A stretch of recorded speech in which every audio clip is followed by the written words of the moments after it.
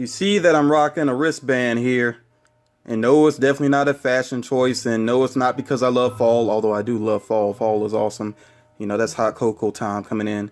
But yeah, the reason I'm rocking this is because this was to get me into the Florence Comic Con here in Florence, South Carolina. And I don't actually live in Florence, but I live pretty close to Florence. But yeah, this got me into the Comic Con, and this was given to me free by the owner of Legends Comics in Florence, and he, was just nice enough to let me get free admission in, because the first promotional video I ever did on my channel was actually for Legends Comics. In fact, I did 2 versions of that video.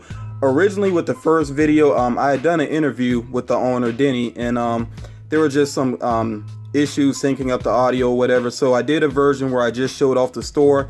Then I did another version of the video where I actually had the interview at the end, and I think they used both of those to help promote the Comic-Con on their Facebook page. So he was appreciative, and like I said, that's why he offered me free admittance into the Comic-Con. So let me go and get this off because it's starting to itch my wrist just a little bit. Yeah.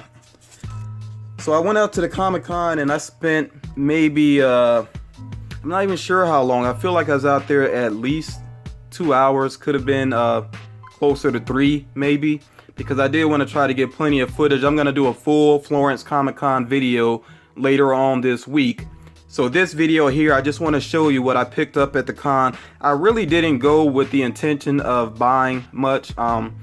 Not nearly as much as I did the Oak City Comic Con. Even though with that one, I still didn't make a lot of big purchases, and that's just because finances are tight. I mean, that's just reality, and yeah, I think I said on my Facebook, I did a Facebook post and I said, going to a Comic-Con, it really makes me wish I had a lot more money. But I'll just face reality. It is what it is. I'm still blessed to have a lot of collectibles, a lot of artwork and things like that. So but I did, I was able to pick up a few things that I'm pretty happy with. The one piece of artwork that I got here is this promotional poster. You see it says The Quiet Con. I really like the style of this artwork. And I can't really say much about the character. I really don't know much about the story because it's actually not complete yet. The writer is still working on it at this point.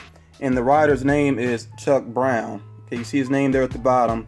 I will have more information about this writer in the full Florence Comic Con video later on this week. I'll make sure that he's featured within that video. He was a really cool guy. I talked to him for a moment, and I found out he's actually started working with Marvel. In fact, he wrote a Punisher story. It's in a comic that kind of folds into the Civil War II storyline, but they're sort of like side stories, and he was able to write the Punisher one. And this is a comic that features 3 stories. It also has a story featuring Power Pack, and then the other one featuring Nick Fury. But yeah, he wrote the Punisher story, so obviously he's a Punisher fan. So we were talking about Funko Pops, and he asked me if I had Punisher, and I let him know that, yeah, I got the black and white Punisher. You can see it over there in the corner, and that I also have Punisher Nemesis. I never got the Thunderbolts Punisher. That's one I still would like to get eventually. I'm gonna have to try to keep that one in mind to track it down.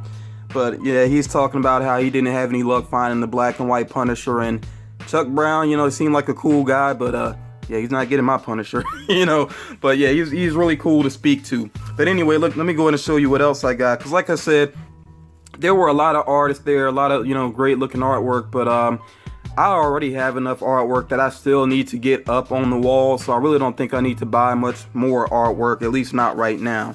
Okay, but I picked up one pop because I've been bragging on Player's Choice. I really bragged on them in my last Saturday night vlog. And they were out there at the Comic-Con. It was really cool to see the owner and, the different workers out there. Just really nice people.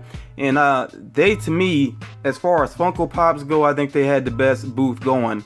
There was one guy that had some SDCC exclusives. His prices were flipper prices. That's just being blunt about it. They were kind of ridiculous to me. And it's weird because he did have some other types of figures that were pretty reasonably priced, but with his Funko Pops, I did not like what I saw.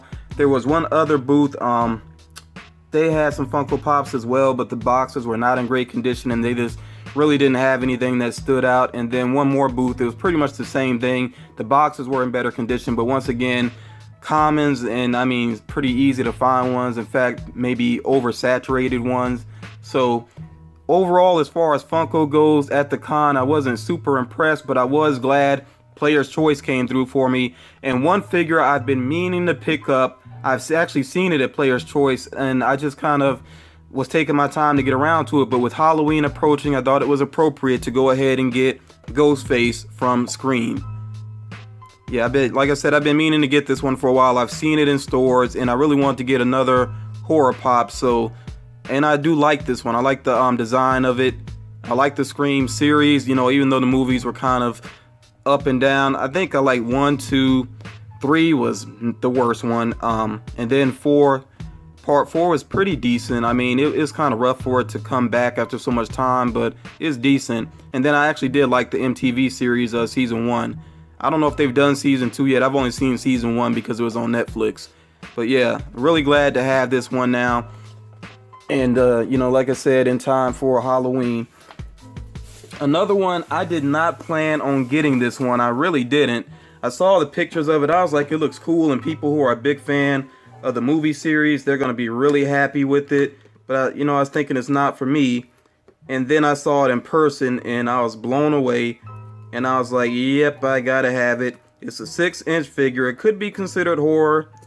But, yeah, I guess horror, sci-fi, you know, they tend to cross over a lot. And you probably already have a good idea of what it is. It is the Alien Queen. This pop looks amazing. Absolutely amazing. And it really doesn't even look so much like a pop. The main thing that makes it look like a Funko Pop, I guess, would be that it does have the head is disproportionate. It does have a larger head, but at the same time, though, the Alien Queen, she has a really large head still, though. So, yeah, I think if this was just out of box, you know, maybe you wouldn't realize right away that it's a Funko Pop, but they did a great job with the design. As a matter of fact, let's go ahead and take a better look at it. I will have to cut the tape here at the bottom. I noticed that with the 6-inch figures, they tend to tape the boxes. And let me move this, and I want to be very careful with this. I don't want to damage the box. Just want to get the tape up there. Like I said, I did not plan on getting this one, but when I saw it, I was like, it looked pretty awesome. And then they did, for the con, round the price down just a little bit, which was nice as well. Okay, like most 6-inch figures, it has a little weight to it, but of course, most of that weight is in the head. Just look at how awesome this is. That is really cool. And it's all black, but I don't know. I think it's very subtly the colors change or something, because the teeth are definitely set apart from the rest of it. They're almost silver, but still kind of black at the same time. So it's very subtle ways that they separated the colors here. Just an awesome design. I really love this figure. In fact, I don't know. I was about to say I might have to display it out of box. I probably will put it back in the box though, but I don't know. There might be some times when I have this one sitting out. Love the tail there as well. Yeah, that's a great figure. Let's see how it stands. Okay, so the tail actually helps to keep it up there. And let me do this real quick, because I do have the mini up here as well. I actually like the mini as well from the horror. It's either horror or sci-fi series. I can't remember which one it came from, because this one was actually sent to me by another YouTuber. So I like the design of both of those. Great job. You know, Funko can be criticized sometimes for poor design choices, like with I mean, Family Guy comes to mind, The Simpsons comes to mind. Those are older designs, so I think Funko really is getting better, more on point with their designs, and that Alien Queen, pretty awesome. But, you know, I like Ghostface, I like the Alien Queen. They're not the favorite thing that I picked up. I got one more item here, and when I saw this, right away, it made me smile. And when something can make me smile like that, there's a good chance that I might have to pick it up. And I absolutely had to pick this one up. And I could have actually missed out on it. That was kind of scary, because when I came back, originally there were 4 of these. When I came back, there were only 3 left. But luckily, the one I wanted was still there. So if you're around my age range, I'm not going to say my exact age, but if you're around my age range, you might very fondly remember a little magazine called Mad Magazine with a mascot called Alfred E. Newman. And of course, Mad became a sketch show on Fox and went on to become a cartoon series as well.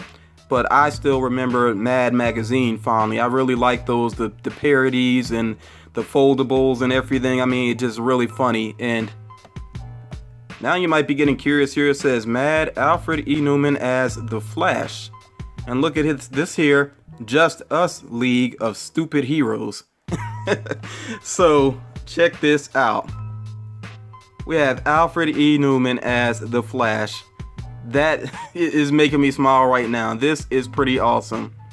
I love how he has the hood on and it's like crooked, and you can see that the ears are actually, it's like he has I'm not even sure what you call that necessarily, but you know, they're like not attached necessarily. He has a little piece going across the top of his head.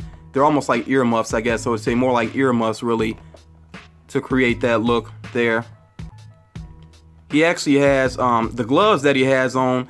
I know this is intentional as well. They look like oven mitts. In fact, you can really see that with the extra pair here. His gloves are like oven mitts, which is so funny.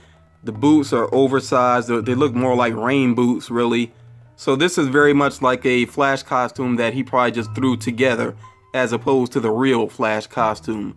So this was the one that I really wanted, and I was so glad it was still there when I made my way back around to that particular booth. Just a little bit of box damage there. That's really not a big deal, especially with the figure that's aged some. And actually, I don't know when this was produced. Looking for a year on here.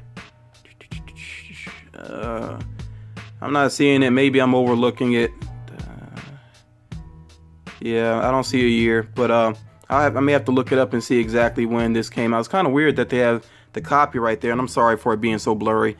I was looking at it maybe too close, but yeah, it's odd that they have the copyright, but they don't have the year along with it. But look at the other figures that are available. They have Superman, and it's funny because I don't know if that's really clear enough with the camera here, but he actually has a necklace with kryptonite on it around him, so pretty much he's a useless Superman at that point. They got Batman, of course, which they did not have. I think you all know if they had Batman, I probably would have had to go for the Batman one. And I asked the guy if he ever had the Batman one, and he said no. He said these are super rare altogether, and especially the Batman one is rare. They did have the Robin one, and that's the one that sold while I was away. I think they had the Green Arrow one, and there was one more they had. They might have had Green Lantern as well. Okay, because I know, like I said, there was 4 altogether, so they may have had the Green Lantern one, Green Arrow, Robin, and then of course the Flash, the one that I got here. And I see they have some Spy versus Spy figures as well. I used to like that too as a part of Mad Magazine in the animated version. When they did the sketch show on Fox, they actually kept Spy versus Spy. They did animated versions of it at least for a couple of years. And then they just have, and again, I'm sorry my camera's not focusing super well here, but right there you can see they have the original Alfred E. Newman as well. And now you can see those Spy versus Spy figures a little bit better too. Yeah, and actually these are like plushes here. It says soft toy down there, and then they have the action figure versions. But this definitely is my favorite pickup at the Florence Comic-Con. I had a pretty good time there. I got a lot of footage. It's gonna take me a couple days to put that all together. Just be on the lookout for that later on this week on my channel. And I hope you enjoyed this video. I hope you enjoyed that Florence Comic-Con video once I get it posted. And I look forward to your feedback and everything. And thank you all for watching, and you all take care.